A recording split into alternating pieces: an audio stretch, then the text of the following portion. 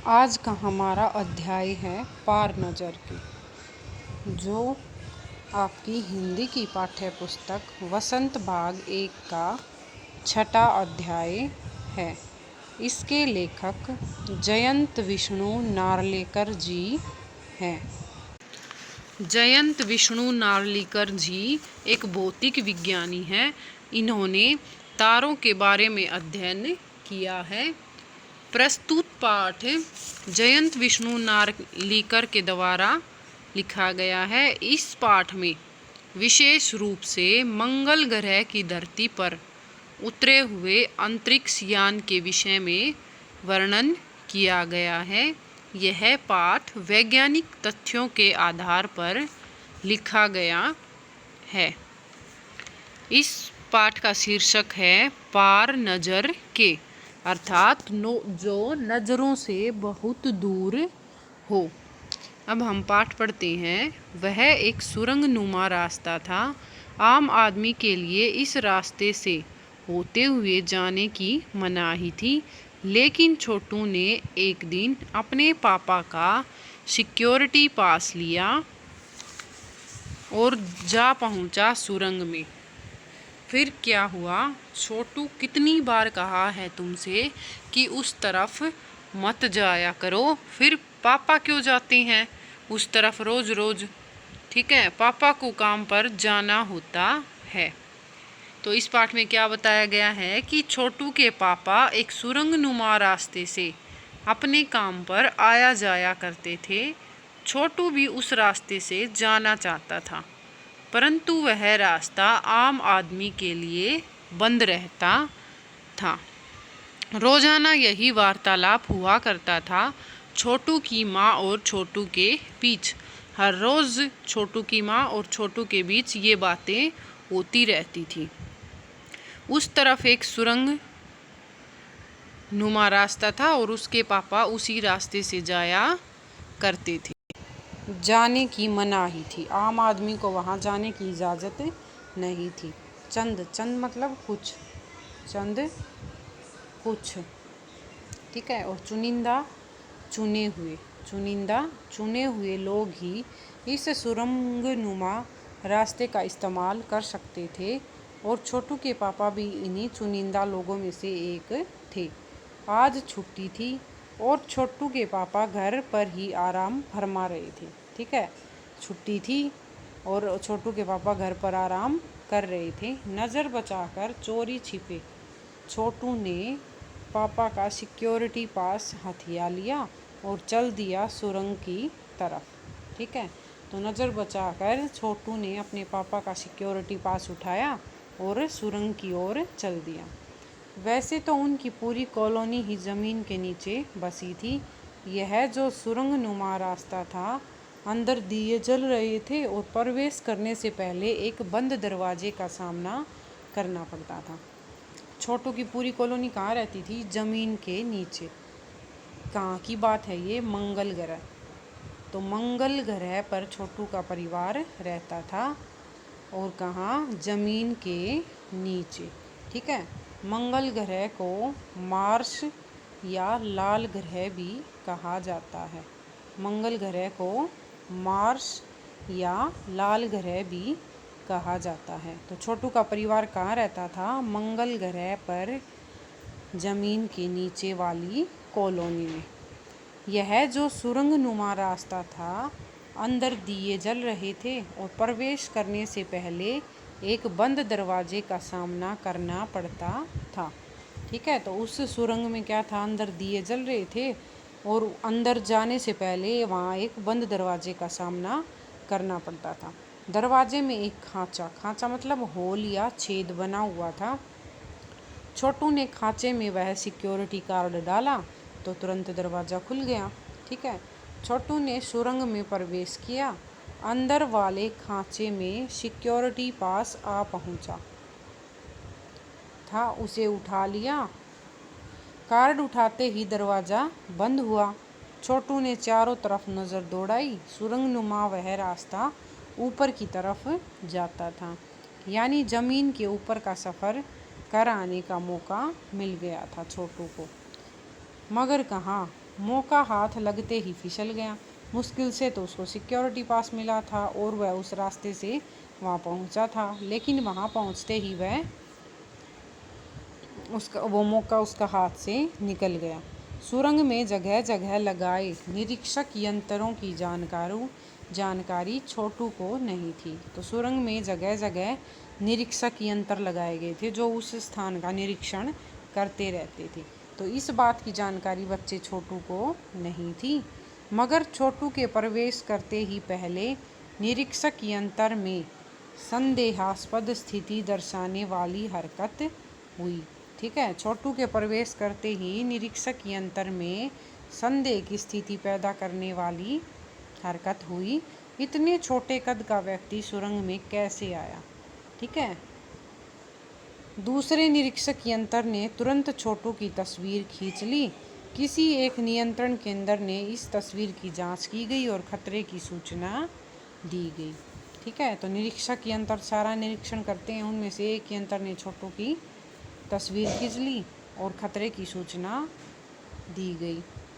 इन सारी गतिविधियों से अनजान छोटू आगे बढ़ रहा था, तभी जाने कहाँ से सिपाही दौड़े चले आए। ठीक है, इन चीज़ों से अनजान कि निरीक्षक यंत्र को पता लग गया है, उसने फ़ोटो खींच ली है और उस फोटो खतरे की सूचना मिल चुकी है, इन चीज़ों से अनजान छोटू आगे बढ़ा जा रहा था, तभी जाने कहाँ से सिपाही दौड़े चले आए, गार्ड चले आए।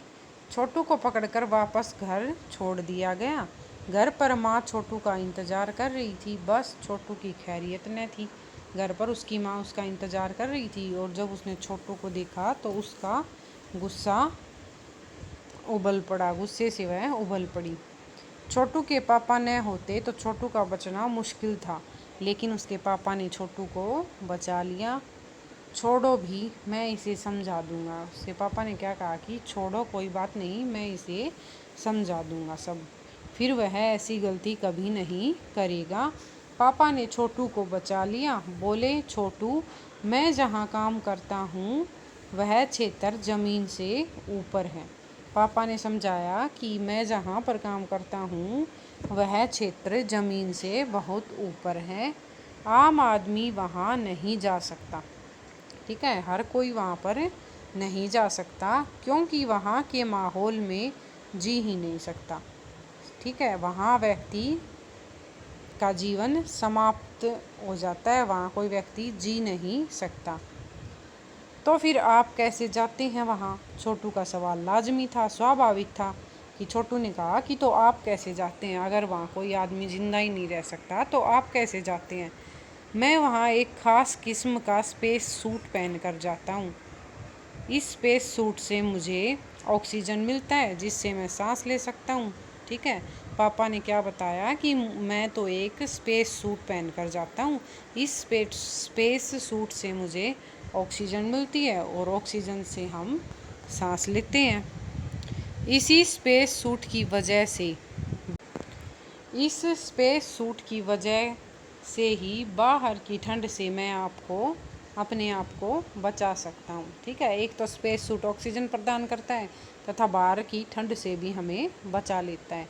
खास किस्म के जूतों की वजह से ज़मीन के ऊपर चलना मुमकिन नहीं होता, तो वहाँ जाने के लिए एक ख़ास किस्म के जूते पहने जाते हैं। ठीक है, और उन जूतों में चलना मुमकिन नहीं होता। ज़मीन के ऊपर चलने फिरने के लिए हमें एक प्रकार का प्रशिक्षण दिया जाता है। ठीक है, उन जूतों में चलने फिरने के लिए प्रशिक्षण ट्रेनिंग दी जाती है। छोटू सुन रहा था। पापा आगे बताने लगे, एक समय था जब आप अपने मंगल ग्रह पर सभी लोग ज़मीन के ऊपर ही रहते थे। पापा ने बताया कि एक समय ऐसा था जब मंगल ग्रह पर सभी लोग ज़मीन के ऊपर ही रहते थे, बगैर किसी तरह के यंत्रों की मदद से, बिना किसी यंत्रों की मदद से। लेकिन धीरे धीरे वातावरण में परिवर्तन आने लगा, बदलाव आ गए वातावरण में।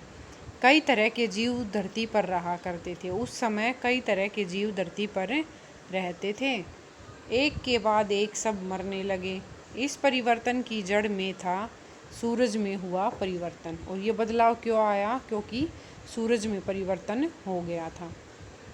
सूरज से हमें रोशनी मिलती है, उष्णता मतलब गर्मी मिलती है। इन्हीं तत्वों से जीवों का पोषण होता है, ठीक है, इन्हीं से प्राणी जिंदा रहता है। सूरज में परिवर्तन होते ही यहाँ का प्राकृतिक संतुलन बिगड़ गया। तो जैसे ही सूर्य में परिवर्तन हुआ, वहाँ का प्राकृतिक संतुलन भी बिगड़ गया।